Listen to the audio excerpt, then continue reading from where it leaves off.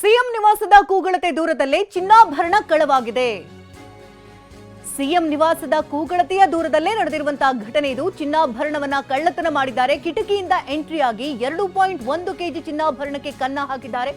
ಶೇಷಾದ್ರಿಪುರಂನಲ್ಲಿ ಮಾರ್ವಾಡಿಗಳ ಮನೆಗಳನ್ನೇ ಇಲ್ಲಿ ಟಾರ್ಗೆಟ್ ಮಾಡಿಕೊಂಡಿದ್ದಾರೆ ಕಿರಾತಕರು.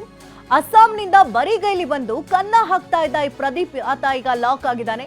Majestic lodge ನಲ್ಲಿ ವಾಸ್ತವ್ಯ ಹೂಡ್ತಾ ಇದ್ದ. ಹಗಲಲ್ಲಿ ರೌಂಡ್ಸ್ ಹೊಡಿತಾ ಇದ್ದ.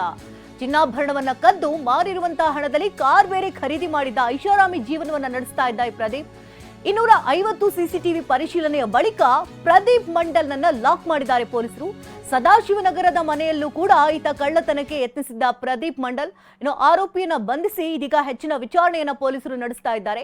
ಸಿಎಂ ಕೂಗಳತೆಯ ದೂರದಲ್ಲೇ ಈ ರೀತಿ ಚಿನ್ನಾಭರಣ ಕಳವಾಗಿರೋದು ನೋಡಿದ್ರೆ ಸಾಕಷ್ಟು ಆತಂಕಕ್ಕೆ ಎಡೆ ಮಾಡಿಕೊಡ್ತಾ ಇದ್ದಾರೆ. ಎಷ್ಟು ಸೇಫ್ ಬೆಂಗಳೂರು ಅನ್ನುವಂತ ಪ್ರಶ್ನೆ ಸಹಜವಾಗಿ ಕಾಡುತ್ತೆ. ಇನ್ನು ಕಿಟಕಿಯಿಂದ ಈತ ಎಂಟ್ರಿ ಆಗಿ 2.1 ಕೆಜಿ ಚಿನ್ನಾಭರಣವನ್ನ ಕದ್ದು ಅಲ್ಲಿಂದ ಕಾಲ್ಕಿತ್ತಿದ್ದ. ಇನ್ನು ಪೊಲೀಸರು ಕೂಡ ಬರೋಬ್ಬರಿ 250ಕ್ಕೂ ಹೆಚ್ಚು ಸಿಸಿ ಕ್ಯಾಮ್ಗಳನ್ನ ಸರ್ಚ್ ಮಾಡಿ ಇದೀಗ ಆತನನ್ನ ಲಾಕ್ ಮಾಡಿದ್ದಾರೆ.